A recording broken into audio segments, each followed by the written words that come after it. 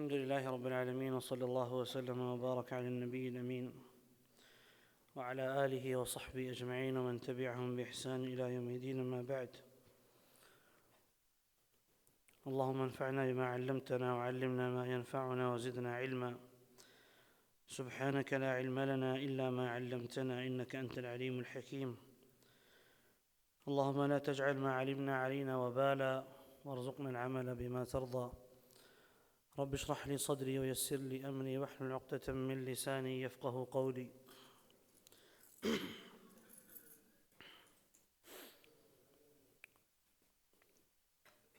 کتاب کو شروع کرنے سے پہلے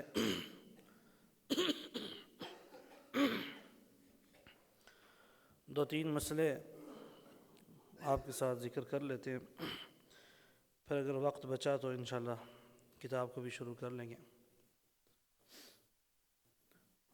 آپ لوگ ماشاءاللہ آج روزہ رکھ کر سحری کر تشریف لائے ہیں. اگر میں آپ میں سے کسی کو ابھی پانی کا گلاس دوں، کون کون پینے کو تیار ہوگا؟ جی کوئی بھی نہیں. کیوں؟ کیا ہوتا ہے؟ روزہ رکھا ہوا ہے، روزہ ٹوٹ جائے گا. اور اگر دن میں دے دوں پھر بھی ٹوٹ جائے گا. کیا وجہ ہے کہ مجھے روزہ ہم بند کب کرتے ہیں؟ ٹائم کیا ہمارا روزہ بند کرنے کا؟ نہیں، یہ گھڑی والا ٹائم نہیں پوچھ رہا، یہ تبدیل ہوتا رہتا ہے اذان کا. اللہ تعالیٰ فرماتے ہیں وَكُلُوا وَاشْرَبُوا حَتَّى يَتَبَيَّنَ لَكُمُ الْخَيْطُ الْأَبْيَضُ مِنَ الْخَيْطِ الْأَسْوَدِ مِنَ الْفَجْرِ. صبح صادق نکل آئے، فجر کا ٹائم داخل ہو جائے تو کھانا پینا بند ہے. اچھا، یہ کھانے پینا بند کرنے کا ٹائم ہے، اس کے آدھے گھنٹے بعد پانی پینے سے، گھنٹے بعد پانی پینے سے روزہ ٹوٹ جاتا ہے. تو 2 منٹ بعد پانی اگر پئیں تب بھی روزہ ٹوٹ جائے گا یا باقی رہے گا؟ ٹوٹ جائے گا. یہ جو ہم نے ایک روش بنائی ہوئی ہے کہ اذان کے ختم ہونے تک ہم کھاتے پیتے رہتے ہیں، اس کا کیا حکم ہے جی؟ یہ درست ہے؟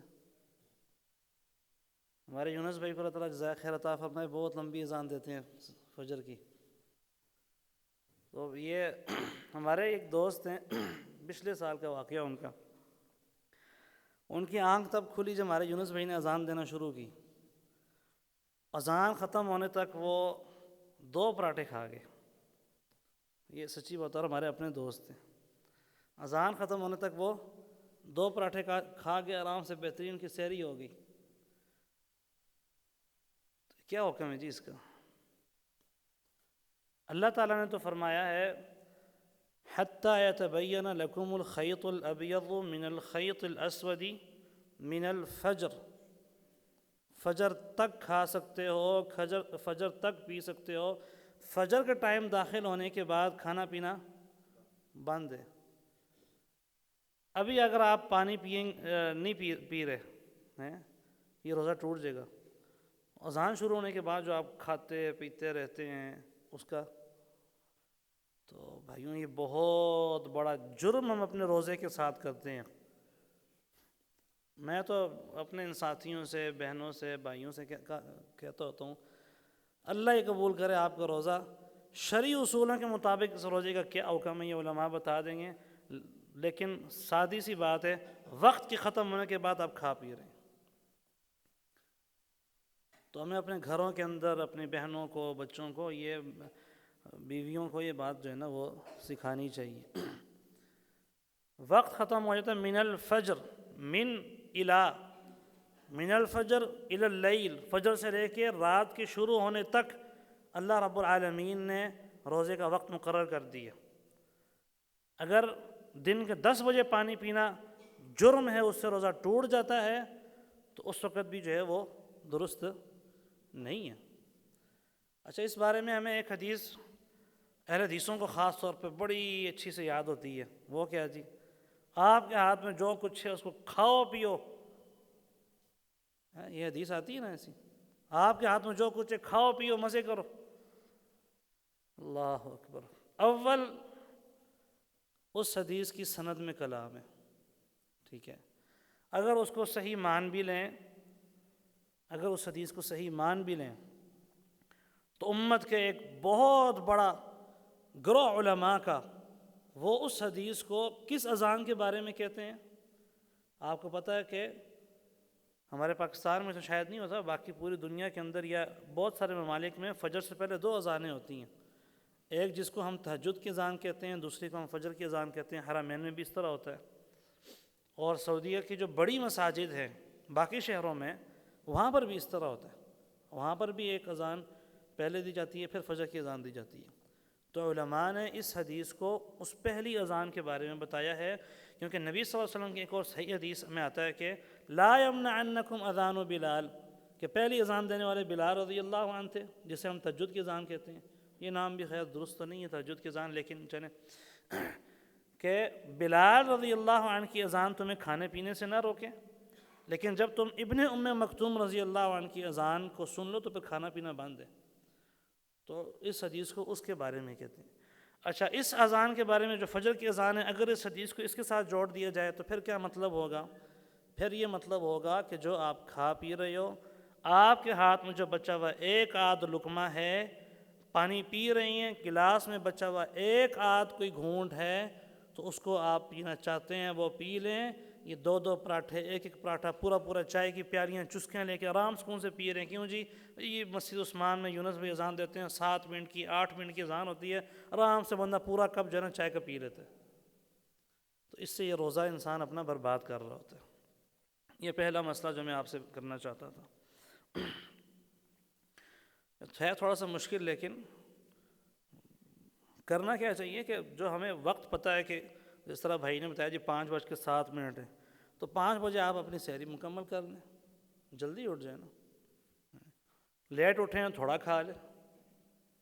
وہ 12-13 گھنٹے والا روزہ تو اب یعنی جو پہلے ہوتا تھا 13-14-15 گھنٹوں والا روزہ تو اب ہے نہیں، گرمیوں والا چھوٹا سا دن ہوتا ہے، تھوڑا کھا لیں، کوئی مسئلہ نہیں ہے۔ دوسرا مسئلہ، ہم سب تراویح پڑھتے ہیں، پھر تراویح کے بعد آ جاتی ہے باری وتر کی، وہ ہم چھوڑ کے سارے گھروں میں چلے جاتے ہیں۔ جب ہم رات کو اٹھ کر پڑھیں گے، آخری پہر میں وتر پڑھنے کا بہت ثواب ہے، اور یہ درست عمل نہیں ہے۔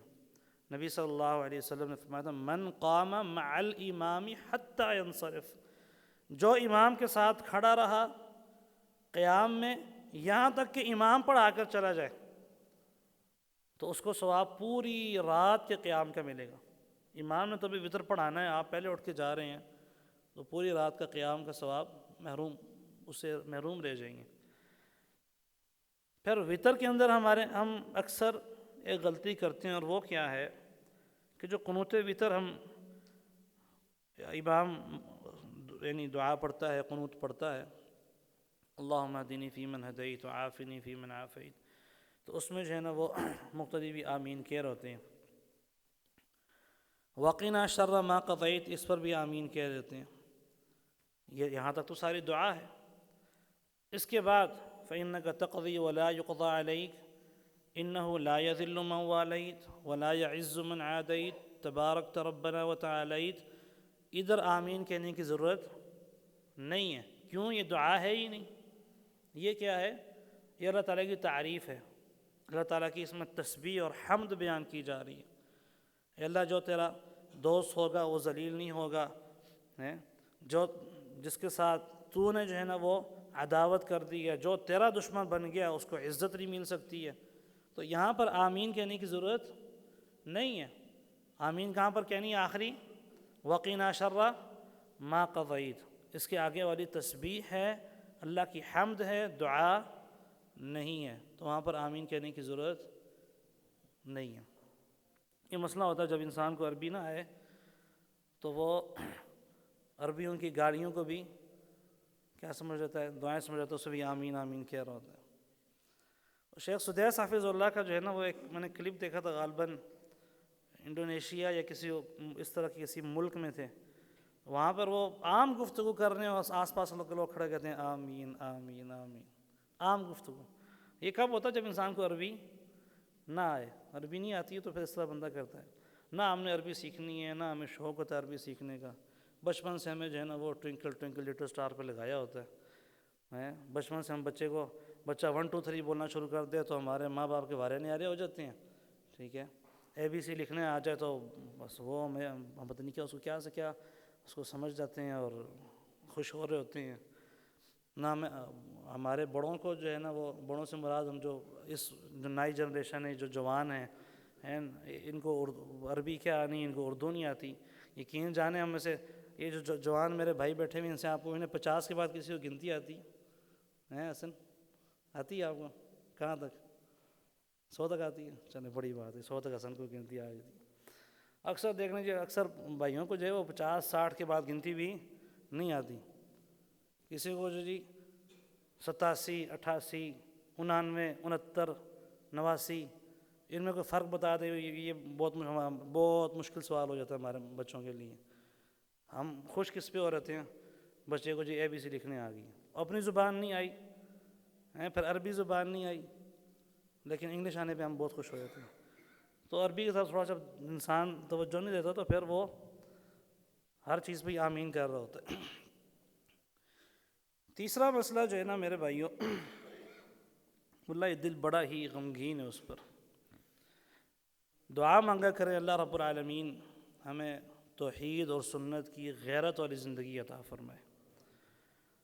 یقین جانے یہ زندگی بہت تھوڑی زندگی ہے، اور یہ زندگی انسان اگر اپنے دین کے ساتھ اور توحید اور سنت کے ساتھ چمٹ کر غیرت والی زندگی گزار لے تو بڑی کامیابی ہے، اس میں بڑی کامیابی ہے. لیکن اگر ہم اس طرح ہر مرنے والے کو شہید کہنے لگ جائیں اور ہمیں توحید کی غیرت نہ ہو، مرنے والا شرک کرتا رہا، مرنے والا صحابہ کو گالیاں دیتا رہا، ہمیں توحید و سنت کی غیرت نہ ہو، اور اب بس صرف اس لیے کہ وہ امریکہ کے خلاف کھڑا ہو گیا تھا تو ہم اس کو جو ہے نا وہ ہیرو بنا دیں اور شہید بنا دیں. لیکن جانے بہت افسوسناک اور درد دینے والی بات ہے. آپ دیکھیں جس نظریے پر یہ خامنئی آیا اپنے استاد خمینی کے ساتھ، وہ نظریہ کیا تھا؟ میں آپ کے سامنے 4 شخصیات گنواتا ہوں.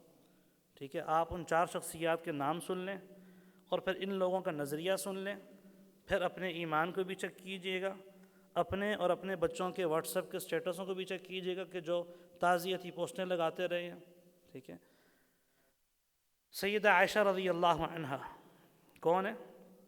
نبی صلی اللہ علیہ وسلم کی بیوی، ہماری ماں ہے. اللہ کے نبی علیہ الصلوۃ والسلام کے پاس جبرائیل علیہ السلام آئے ہوئے تھے تو جبرائیل علیہ السلام نے کہا اللہ کے نبی صلی اللہ علیہ وسلم عائشہ آپ کے پاس آ رہی ہے. جب عائشہ آپ کے پاس آئے تو عائشہ سے کہنا عائشہ فرشتوں کا سردار جبریل تمہیں سلام کہتا ہے. اللہ اکبر، چھوٹا مقام ہے. اللہ اکبر. سیدہ عائشہ. نمبر 2 سیدنا زبیر رضی اللہ عنہ، زبیر بن عوام رضی اللہ عنہ. اللہ کے نبی صلی اللہ علیہ وسلم نے فرمایا ہر نبی کا ایک خاص آدمی ہوتا ہے، ہر نبی کا ایک خاص آدمی ہوتا ہے، خاص اس کا ساتھی ہوتا ہے. وَإِنَّ حَوَارِيَّ الزُّبَيْرِ وَإِنَّ حَوَارِيَّ الزُّبَيْرِ، میرا جو خاص ساتھی ہے وہ زبیر ہے. 2 شخصیات ہوگی. نمبر 3 پہ طلحہ رضی اللہ عنہ، جن کے بارے میں نبی صلی اللہ علیہ وسلم نے کہا طلحہ لوگ میرے اوپر اپنے ماں باپ کو قربان کرتے ہیں، محمد الرسول اللہ کے ماں باپ طلحہ تجھ پہ قربان ہو جائیں. طلحہ، آپ صلی اللہ علیہ وسلم نے فرمایا طلحہ فی الجنہ، طلحہ جنت میں جانے والا. آپ صلی اللہ علیہ وسلم نے فرمایا طلحہ کو جو قتل کرے گا وہ جہنم میں جائے گا. 3 شخصیات ہوگی. چوتھے معاویہ رضی اللہ عنہ، جن کے بارے میں نبی صلی اللہ علیہ وسلم نے فرمایا اللہم علم معاویۃ الکتاب والحساب وقہ العذاب، اللہ معاویہ کو کتاب و حساب سکھا اور اس کو عذاب سے بچا. جن کے بارے میں نبی صلی اللہ علیہ وسلم نے فرمایا کہ اللہ معاویہ کو ہدایت یافتہ بنا دے، ہدایت دینے والا بنا دے، اس کے ذریعے لوگوں کو ہدایت دے. یہ 4 شخصیات ہوگی. کون کون؟ سیدہ عائشہ، سیدنا زبیر، سیدنا طلحہ اور سیدنا معاویہ رضی اللہ عنہم.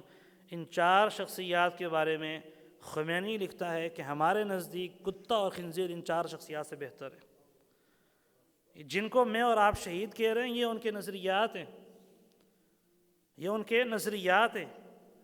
اس آئیڈیالوجی پہ انہوں نے آ کے کام کیا ایران میں. امت میں جو تفرقہ بازی ہے، خمینی لکھتا ہے کہ اس تفرقہ بازی کی بنیادی وجہ محمد الرسول صلی اللہ علیہ وسلم خود ہے. آپ اندازہ لگائیں، امت میں جو اس وقت فرقہ واریت ہے اس کی وجہ کون ہے؟ میں اور آپ. یہ ہمارے کرتوت یا ہمارے اعمال بد اعمالیاں نہیں، بلکہ محمد الرسول اللہ صلی اللہ علیہ وسلم ہے. کیوں؟ کہ انہوں نے حضرت علی رضی اللہ عنہ کو اپنا وصی مقرر کر کے نہیں گئے. اللہ کے نبی صلی اللہ علیہ وسلم کو جو ہے نا وہ نعوذ باللہ ثم نعوذ باللہ یہ ذمہ داری سونپ رہا ہے، اور ہم اپنے سٹیٹس پہ کیا لگا رہے ہیں؟ فلانا شہید، ٹمکانا شہید، ٹمکانا شہید. بہت جو ہے نا وہ ایک درد دینے والی بات ہے. یہ کس طرح ہمارے اندر جو ہے نا وہ حمیت نہیں رہی، ہمارے اندر کس طرح جو ہے نا وہ کہتے جی دیکھیں جی انسان کو مذہب پرست نہیں ہونا چاہیے. کیوں جی؟ انسان کو مذہب پرست نہیں ہونا چاہیے. جی اتنی سختی بھی ٹھیک نہیں ہے. آپ جی بہت سخت لوگ ہیں جی، انسان کو مذہب پرست نہیں ہونا چاہیے. کیوں نہیں ہونا چاہیے؟ اللہ نے ہمیں اسلام دیا. اسلام جیسا کوئی دین نہیں ہے، اس کے بارے میں ہم تعصب نہ رکھیں، سختی نہ رکھیں. جو مرضی آئے اسلام کے بارے میں جو مرضی اٹھ کے کہتا رہے، اور ہم جو ہے نا ٹھیک ہے جی انسان کو مذہب پرست نہیں ہونا چاہیے. اچھا وطن پرست تو بنا دیں گے اپنے آپ کو، ہیں وطن پرست بن جائیں گے. انگریز نے جو لکیریں کھینچ کے کہہ دیا یہ آپ کا ملک ہے اور یہ آپ کا ملک نہیں ہے، اس ملک کے اندر رہنے والا عیسائی، ان لکیروں کے اندر رہنے والا رافضی ہیں، بدعمل، فاسق اور فاجر انسان، وہ میرے نزدیک محبوب ہوتا ہے. اور اس بارڈر پار رہنے والا ایک صحیح العقیدہ مسلمان، چونکہ وہ ہندوستانی مسلمان ہے، چونکہ وہ بنگلہ دیشی مسلمان ہے، اس لیے جو ہے نا ہم اس کو کسی کھاتے میں نہیں لاتے. اور یہ عیسائی چونکہ پاکستانی ہے، یہ رافضی چونکہ پاکستانی ہے، ہمارے نزدیک محبوب ہوتا ہے. وطن پرست تو بنا دیے، کہتے ہیں مذہب پرست نہ بنو. تو یہ وطنیت کیا جو ہم وطن پرست بن گئے، یہ کون سی یہ کچھ صحیح بات تھی؟ آپ دیکھیں ایک مسلمان نوجوان کو اس قدر مفلوج کر دیا ان لوگوں نے کہ عام سطح کی میں بات کروں تو مسلمان، ہم کیا جی میچ ہو رہا ہے، ٹھیک ہے، بنگلہ دیش کا میچ ہو رہا ہے آسٹریلیا کے خلاف. آپ پوچھ لیں اپنے جوانوں سے کس کو سپورٹ کریں گے؟ آسٹریلیا کو سپورٹ کریں گے. ایسے ہی کیوں جی بنگلہ دیش کیوں نہیں سپورٹ کر رہے؟ جی وہ غدار ہیں. وہ کیا ہیں؟ یہ وہ جملے جو میں نے اپنے کانوں سے اپنے بھائیوں سے سنا ہے. بنگلہ دیشی کیا ہیں جی؟ وہ غدار ہیں جی، انہوں نے یہ 71 میں یہ کیا تھا وہ کیا تھا. اچھا تو آسٹریلیا والے وہ اپنے پنجابی اور زبان میں کہیں تھوڑے مامے لگ دیں گے جی بنگلہ دیشی. بھائی یہ مسلمان ہے، ایک مسلمان کے خلاف کسی کافر کو ترجیح دینا بے شک دنیاوی معاملے میں ہو، انسان کا ایمان خطرے میں پڑ جاتا ہے. وَمَن يَتَوَلَّهُم مِّنكُمْ فَإِنَّهُ مِنْهُمْ، جو تم میں سے ان کے ساتھ دوستی اور تعلق رکھے وہ انہی میں سے ہے. یہ قرآن کی آیتیں تو ہمیں پتہ نہیں کیوں نظر نہیں آتی ہیں. یہ ہمیں نظر آتی ہیں شریعت کی نصوص، اچھے اخلاق کے ساتھ رہنا چاہیے، گالی نہیں دینی چاہیے، نرم رہنا چاہیے، پیار محبت کے ساتھ رہنا چاہیے. یہ ہمیں شرعی نصوص نظر نہیں آتی ہیں کہ کافروں کے ساتھ محبت، کافروں کے ساتھ تعلق، کافروں کے ساتھ دلی تعلق نہیں ہو سکتا ہے ایک مسلمان کا. پانچواں پارہ آپ پڑھ کے دیکھ لیں، اللہ رب العالمین کتنی آیتوں میں سورہ مائدہ کے اندر جو ہے چھٹے پارے کے اندر، پانچویں پارے کے اندر، ان دونوں پاروں کے اندر جو ہے نا اللہ رب العالمین نے بے بہا آیات میں مسلمانوں کو روکا ہے کہ ان کے ساتھ تعلق نہ بنو. اتریدون ان تجعلوا للہ علیکم سلطانا مبینا، کیا چاہتے ہو؟ کس طرح ہم انسان یہ مسلمان جو ہے نا وطن پرست بنا ہوا ہے لیکن مذہب پرست نہیں بناتے. مذہب پرست نہیں بننا، نا جی اس کو جو ہے نا ہر رافضی کو بھی شہید، ہر بے نمازی کو بھی شہید، ہر جو ہے نا وہ بد عقیدہ کو بھی شہید. جی مذہب پرست نہیں بننا. آپ کے اندر جی اپنے مسلک کے لیے بہت سختی ہے، دوسروں کو آپ کو سمجھتے نہیں ہیں، تو پھر آپ وطن پرست تو آپ بہت ہیں، پاکستانیوں کے لیے آپ کے اندر بہت تعصب ہے، دوسروں کو آپ کچھ سمجھتے نہیں. تو یہ انسان کو جو ہے نا میرے بھائیوں بہت توجہ کرنی چاہیے، بہت زیادہ، بہت زیادہ، اور اپنے گھر والوں میں بالخصوص اپنی اولاد پر، اپنے بھائیوں پر دیکھیں جو اسٹیٹس کیا لگا رہے ہیں، کیا شیئر کر رہے ہیں، کیا دیکھ رہے ہیں۔ یہ بہت جو ہے نا ایک تکلیف دہ بات ہے کہ ایک مسلمان وطن پرست بن جائے ہیں۔ کافروں نے جو اس کو لکیریں کھینچ کے کہہ دیا یہ تمہارا ملک ہے، تو اس کے بعد وہ بارڈر پار کسی مسلمان کو وہ کھاتے بھی نہ لائے، یہ بات درست نہیں ہے۔ پھر چوتھا مسئلہ میرے بھائیوں، موجودہ جو صورتحال ہے اس میں اپنے ملک کی سالمیت کے لیے بہت دعا کرنی چاہیے ایک انسان کو، بہت زیادہ دعا کی ضرورت ہے، کیونکہ دعا ہی اصل میں ایک مسلمان کا ہتھیار ہے۔ ہم بڑے خوش تو ہوتے ہیں جی ہمارے فوجیوں نے یہ اور یہ کر دیا، لیکن ان کی حفاظت کے لیے، اس ملک کی حفاظت کے لیے میں نے اور آپ نے کس قدر دعائیں کی ہیں، یہ بھی دیکھنا چاہیے۔ لیکن اس میں ایک اور مسئلہ ہے، موجودہ صورتحال میں جو ہم دعائیں کر رہے ہیں، دعاؤں میں جو ہے وہ حد سے تجاوز نہیں کرنا چاہیے۔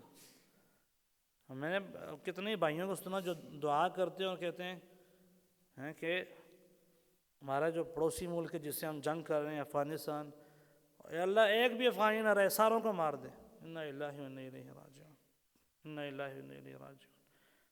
کیوں جی؟ اس لیے کہ ہمارے ایک کسی مسئلے پر لڑائی ہو رہی ہے، جو انہوں نے کیا سراسر غلط ہے، کوئی اس کی حمایت نہیں کر رہا، لیکن دعا میں اس طرح حد سے تجاوز کر دینا وہ درست نہیں ہے، قطعاً جو ہے وہ درست نہیں ہے۔ انسان کو دعا مانگتے ہوئے دیکھنا چاہیے، میں دعا کیا مانگ رہا ہوں، اس طرف مسلمان ہیں، اس طرف مسلمان ہیں، کیا جو ہے نا وہ پتہ نہیں کیا ذہنیت ہماری بنا دی گئی ہے، بالخصوص نوجوانوں کی۔ اس قدر مفلوج ذہنیت شاید اسلامی تاریخ میں جو ہے وہ 1400 سالوں میں، 1500 سالوں میں شاید اس قدر مفلوج مسلمان نوجوان جو ہے نا وہ جو اب ہے، شاید ہی وہ کبھی ہوا ہو، شاید ہی کبھی ہوا ہو۔ 24 گھنٹے اس کو فکر اور پرواہ کس چیز کی ہے کہ میں نے جو ویڈیو اپلوڈ کی ہے، جو سٹیٹس شیئر کیا ہے، جو میں نے انسٹاگرام چلا رہا ہوں، فیس بک چلا رہا ہوں، سنیپ چیٹ چلا رہا ہوں، اس پہ کتنے لوگوں نے دیکھ لیا ہے، لائکس کتنے آ گئے ہیں، ویوز کتنے آ گئے ہیں۔ عام لڑکے تو عام تھے، یہ طلباء دین اور خطباء کی بھی یہ حالت ہوئی پڑی ہے، وہ بھی چیک کرتے رہتے ہیں کتنے آ گئے ہیں۔ ہمارے استاد جی محمد ندیم شیخ حافظ اللہ فرماتے ہیں جس قدر طالب علموں کا بیڑا غرق یہ لائک اور ویوز نے کیا ہے، شاید ہی کسی چیز نے کیا ہو۔ ہمیں پرواہ ہی نہیں ہے، لگے ہوئے۔ رمضان المبارک کی گھڑیاں ہیں، مبارک گھڑیاں ہیں، کن کاموں میں ہم ان کو گزار رہے ہیں پتہ ہی نہیں ہے، سمجھ ہی نہیں آ رہی۔ کوئی کھیلوں میں لگا ہوا ہے، کوئی ڈراموں میں لگا ہوا ہے، کوئی فلموں میں لگا ہوا ہے، کوئی جو ہے نا وہ تراویح ہم سے پڑھی نہیں جاتی ہیں، 10 رکعتیں ہم سے ہم کھڑے نہیں ہو سکتے ہیں، 10 رکعتیں ہم کھڑے، اگر ہم 20 پڑھانے لگ جائیں پھر کیا بنے گا آپ کا؟ اگر ہم 20 پڑھانے لگ جائیں اسی سپیڈ میں جس سپیڈ میں ہم 10 پڑھاتے ہیں پھر کیا بنے گا جی؟ اگر آخری عشرہ شروع ہونے والا ہے، آخری پیر میں قیام ہوتا ہے مساجد میں، ادھر آپ دیکھ رہے ہیں نمازیوں کی تعداد کتنی ہوتی ہے۔ اگر کسی مسجد میں 100 نمازی ہے، آپ گن کے دیکھ لیں 100 میں سے 60-70 نمازی کون ہوں گے جن کی عمر 50-60 سے اوپر ہوگی، باقی نوجوان جم میں جا کے جو ہے نا وہ ویٹ لفٹنگ ہو رہی ہوتی ہے، باڈی بلڈر بن رہا ہے، اور ایک ہلکا سا لحاف اپنے اوپر سے ہٹا نہیں سکتا کہ میں مسجد آ جاؤں فجر کی نماز پر۔ ہمارے اندر ہم اس قدر جو ہے نا وہ مفلوج ہو کے رہ گئے ہیں دین کے حوالے سے، دین کے حوالے سے اس قدر جو ہے نا ختم۔ اللہ یہ ہمارے حال پر رحم فرمائے، اللہ رب العالمین ہماری اصلاح فرما دے، اللہ رب العالمین ہمارے دلوں کی اصلاح فرما دے، اللہ رب العالمین ہمارے اعمال کی اصلاح فرما دے، اللہ رب العالمین ہمارے ملک کی حفاظت فرمائے، اللہ رب العالمین فتنۃ الخوارج سے محفوظ رکھے، اللہ رب العالمین خارجیت کی سوچ سے محفوظ رکھے، اللہ رب العالمین اسلام دشمنوں کے نیست و نابود فرمائے، اللہ رب العالمین ہمارے دلوں میں قرآن و سنت کی غیرت جو ہے وہ ڈال دے، اللہ رب العالمین قرآن و سنت کی حمیت ڈال دے، اللہ رب العالمین مسلمانوں کے آپسی باہمی تعلقات کو بہتر بنا دے، اللہ رب العالمین کفار پر جو ہے وہ اپنا قہر نازل فرما دے۔ اللہ رب العالمین ہمارے دلوں میں کافروں کے لیے دشمنی اور بغض اور عداوت ڈال دیں۔ اللہ رب العالمین اہل ایمان کے لیے ہمارے دلوں میں محبت، مودت اور عقیدت ڈال دے۔ صلی اللہ علیہ نبینا محمد و آلہ و صحبہ اجمعین۔